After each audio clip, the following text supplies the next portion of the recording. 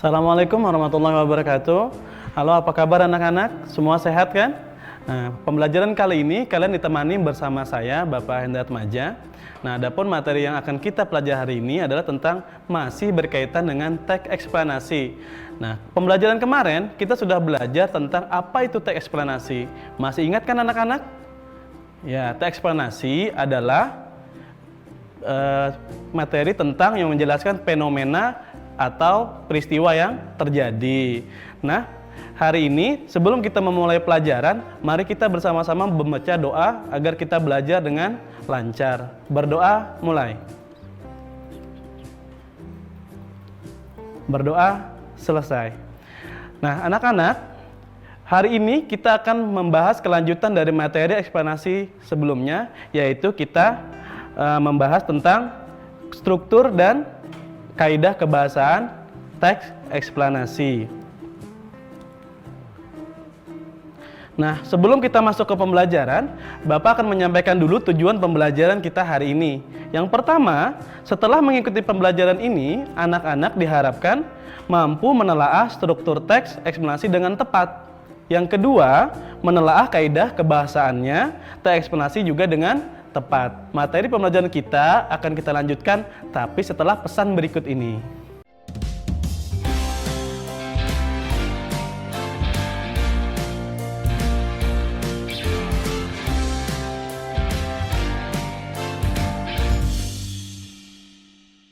Kembali lagi bersama saya, Pak Hendra.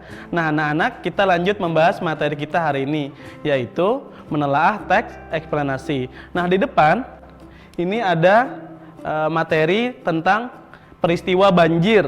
Di sini salah satu contoh teks eksplanasi ya. Nanti kita bisa baca sama-sama di sini. Kemudian kita masuk ke struktur teks eksplanasi ya. Struktur eksplanasi itu ada 3. Yang pertama adalah identifikasi fenomena. Apa itu identifikasi fenomena? Yaitu gambaran umum peristiwa atau terletak biasanya di bagian paling awal ya. Kemudian yang kedua itu adalah rangkaian kejadiannya atau rangkaian peristiwanya. Itu berisi penjelasan secara rinci rangkaian peristiwa. Biasanya anak-anak itu terletak di bagian tengah teks atau yang disebut dengan inti teks. Yang ketiga adalah ulasannya. Nah, di sini berisi komentar, penilaian tentang peristiwa.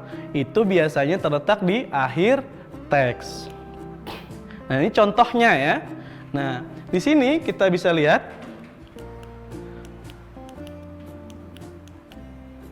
Nah, di sini kita bisa lihat contohnya.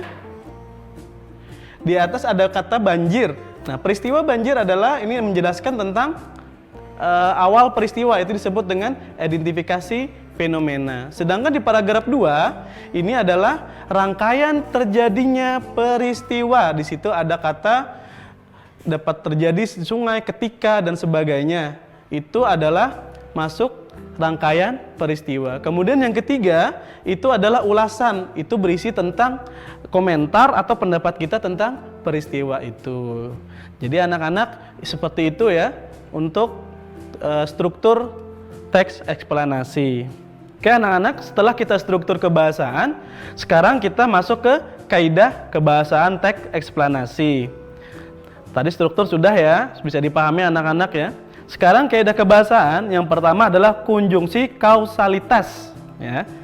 Itu adalah konjungsi tentang hubungan sebab akibat ya. Di situ ada kata-kata seperti sebab, karena, oleh karena itu, sehingga, itu ya. Yang kedua adalah konjungsi kronologis. Nah, karena ada kata kronologis, berarti ini adalah tentang, ada yang ingat? Yaitu kata hubungan urutan waktu ya, seperti lalu, kemudian, setelah itu, dan akhirnya. Yang ketiga, kata benda.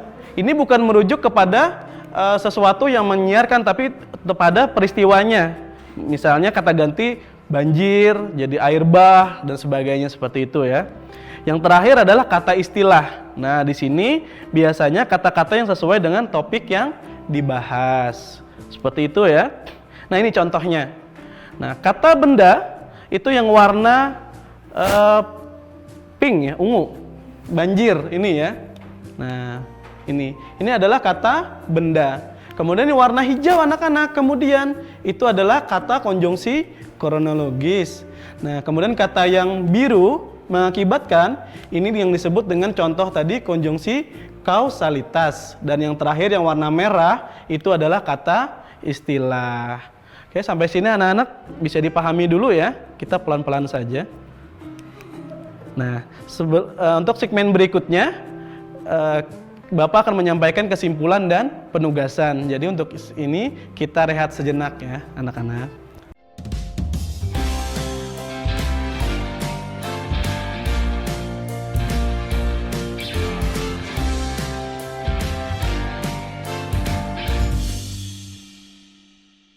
Kembali lagi anak-anak dengan Bapak. Nah, sekarang kita memasuki tentang kesimpulan pelajaran kita hari ini. Ayo kita sama-sama menyimpulkan pembelajaran hari ini. Yang pertama adalah kita sudah mempelajari tentang struktur teks eksplanasi. Ingat tadi ya, ada 3 struktur. Ya, 3 ya. Yang pertama, identifikasi fenomena. Yang kedua, rangkaian peristiwanya. Yang ketiga adalah ulasannya. Jadi 3 itu yang harus kita ingat tentang struktur teks eksplanasi. Yang berikutnya adalah tentang kaidah kebahasaannya. Ini ada 4 poin yang harus kita ingat. Yang pertama, menggunakan konjungsi kausalitas. Yang kedua, menggunakan konjungsi kronologis atau sebab akibat ya. Yang ketiga, menggunakan kata benda untuk peristiwanya. Yang keempat adalah menggunakan kata istilah atau teknis. Nah, itu yang kita bisa simpulkan untuk pelajaran hari ini. Nah, sekarang anak-anak, Bapak memberikan penugasan. Nah, ini untuk vitamin di rumah ya.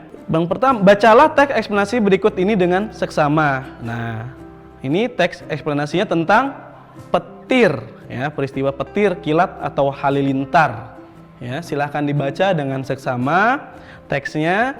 Kemudian kalian tentukan struktur dari teks eksplanasi peristiwa petir tadi. Tidak usah ditulis panjang lebar, cukup paragraf 1 itu apa? Paragraf 2 apa? Paragraf 3 apa? Langsung strukturnya saja supaya lebih mudah.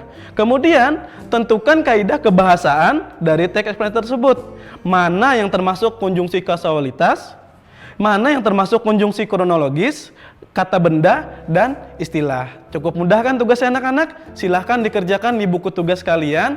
Nanti dikumpul sesuai dengan batas waktu yang sudah ditentukan. Cukup sekian pembelajaran kita anak-anak.